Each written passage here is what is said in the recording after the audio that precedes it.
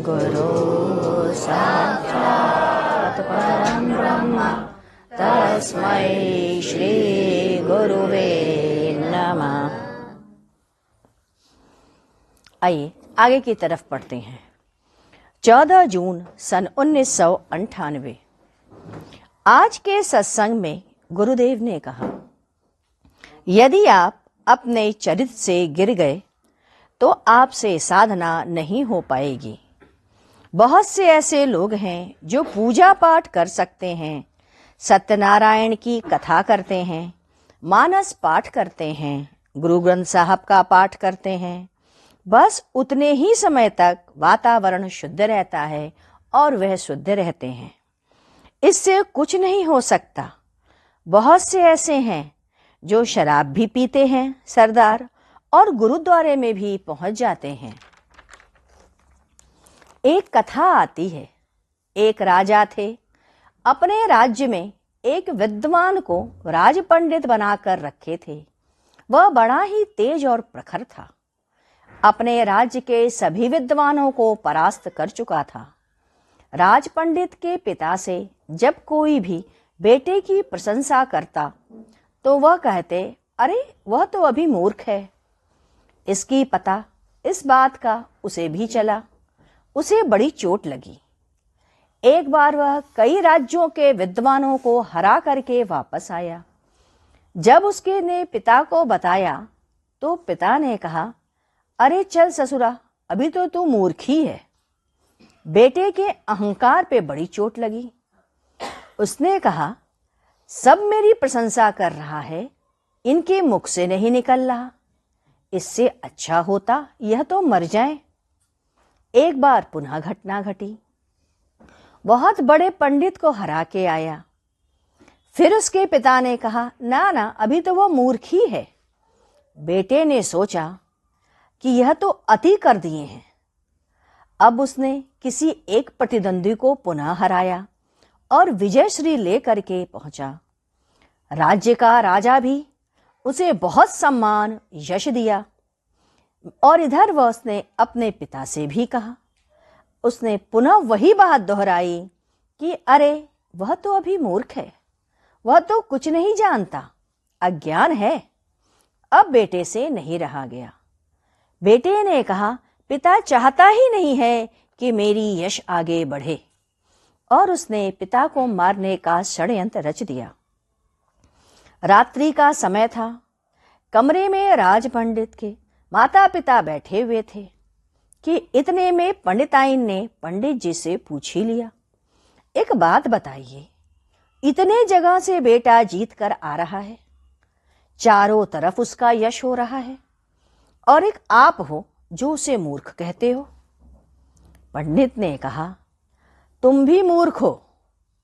बेटा बाहर खड़ा है तलवार लिए और यह बात सुन रहा है। पंडिताइन ने पूछा, अरे ऐसा क्यों कहते हो? ऐसा क्या करता है वह जो वह मूर्ख है? कुछ तो है उसमें। पंडित ने कहा, तुम नहीं समझती। आज अगर मैंने अपने बेटे को कह दिया कि उसका जय जयकार हो रहा है और वह सही है, तो उसकी गति रुक जाएगी, वह आगे नहीं बढ़ पाएगा। मैं चाहता हूं वह इससे और अधिक आगे बढ़े, इससे ज्यादा इसका यश फैले। यह तो अभी बहुत छोटी जगह पर है। बाहर खड़े बेटे के हाथ से तलवार छूट गई। उसने सोचा, पिता मेरे लिए इतने दूर तक सोचते हैं और मैं हूं कि इन्हीं की हत्या करने जा रहा हूं। सचमुच मैं विद्वान नहीं हूं। मेरी विद्वता पर तो यह बहुत बड़ा कलंक है। पुत्र ने दरवाजा खटखटाया और अपने पिता के पास पहुंचा। उसने पिता से कहा, मैं तो आपकी हत्या करने आया था, किंतु आपकी वार्तालाप सुन लिए। आप मेरे लिए अपने मन में इतनी लालसा और प्रेम लिए बैठे हैं। मुझे अपने ऊपर बहुत ही ज्यादा सदमा लगा। मैं आपसे क्षमा चाहता हूं। मुझे बहुत बड़ा पाप लगा है। पिता ने कहा, इसीलिए तो मैं कहता हूं कि तुम अभी भी मूर्ख हो। जब पाप का उदय हो रहा है तो विद्वता और ज्ञान कहाँ है तुम्हारे में? उसने कहा, मैं इसका विमोचन चाहता हूं पिताजी। पिता ने कहा, तुम मूर्ख हो जाओ, कल मैं तुम्हें बताऊंगा, आज तुम जाओ। दूसरे दिन पिता ने कहा, यदि पिता की हत्या हो गई होती तो? सूखे पीपल के पेड़ के नीचे बैठकर तुम उसे जला देते। यदि पेड़ जलकर गिर गए, आप बच गए हो, तो समझ लें आप पाप से मुक्त हो, नहीं तो मर जाना ही श्रेष्ठ है। यदि आपने मानसिक पाप किया है तो उसका भोग भी तो मानसिक ही होगा ना। बेटे ने सोचा और कहा, मानसिक कार्य तो सोच है, उसका निदान कर दीजिए पिताजी।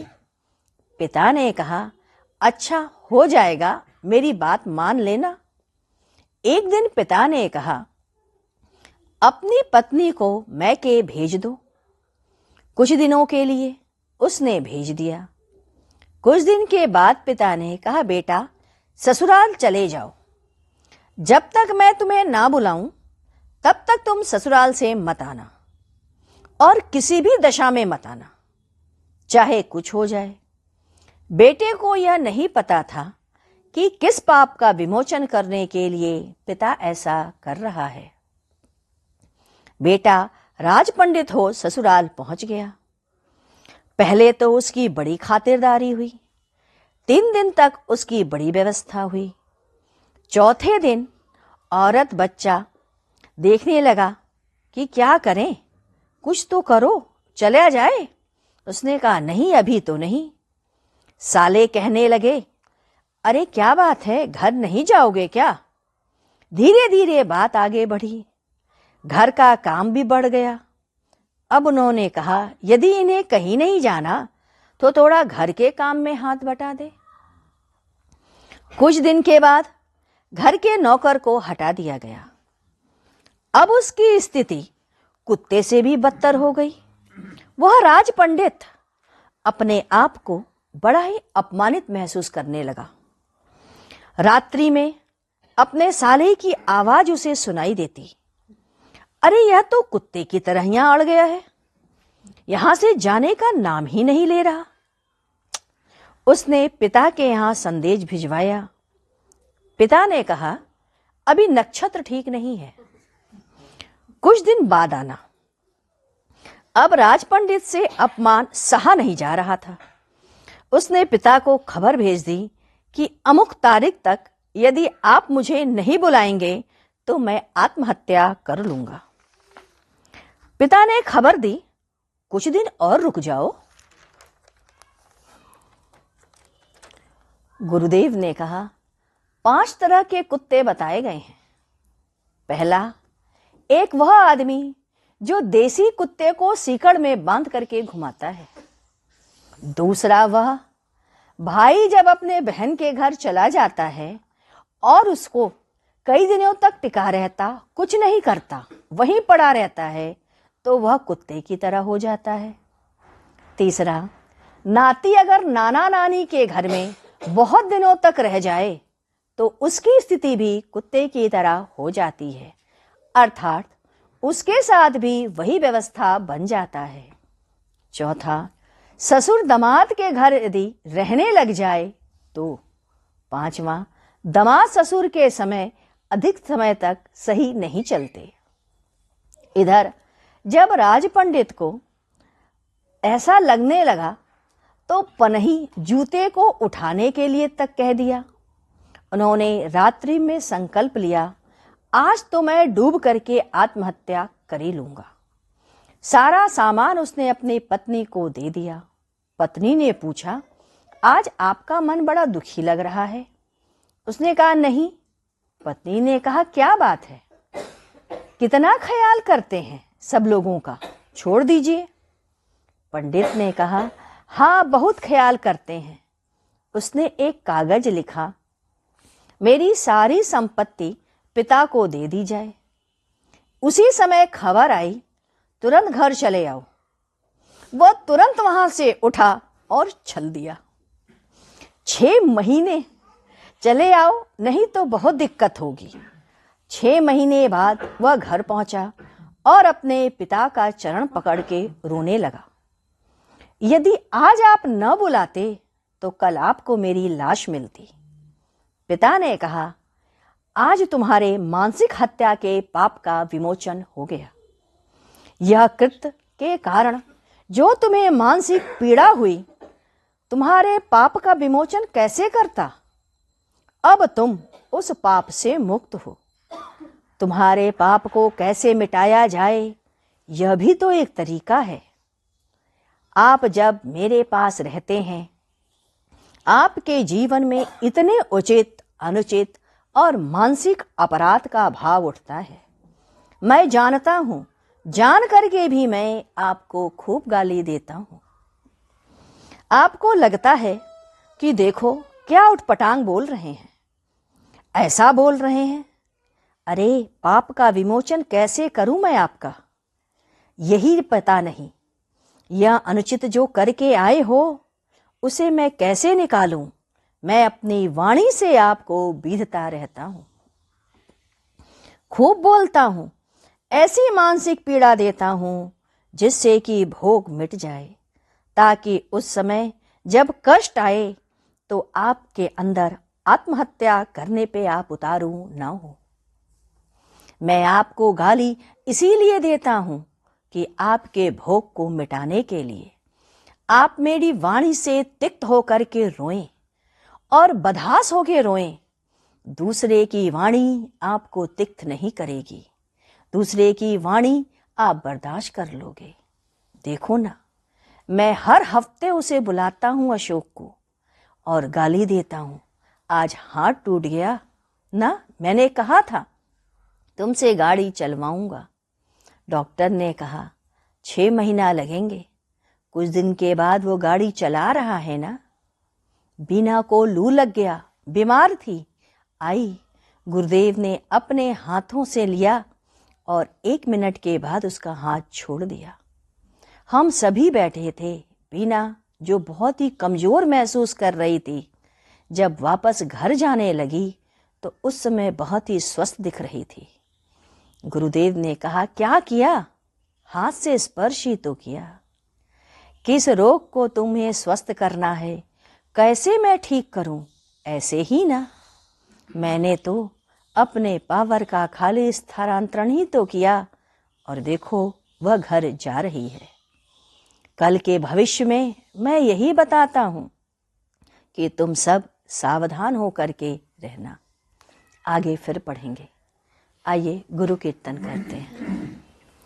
ओम ओम गुरुदेव,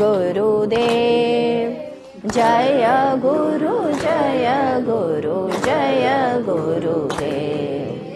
ओम गुरुदेव, जय गुरु जय गुरु जय गुरुदेव। ओम गुरुदेव, जय गुरु जय गुरु जय गुरुदेव। ओम गुरुदेव, जय गुरु जय गुरु जय गुरुदेव। ओम गुरुदेव, जय गुरु जय गुरु जय गुरुदेव। ओम गुरुदेव, जय गुरु जय गुरु जय गुरुदेव। बोलिए सद्गुरुदेव महाराज की जय। सद्गुरु तुम्हें शत शत नमन, सद्गुरु तुम्हें शत शत नमन, सद्गुरु तुम्हें शत शत नमन।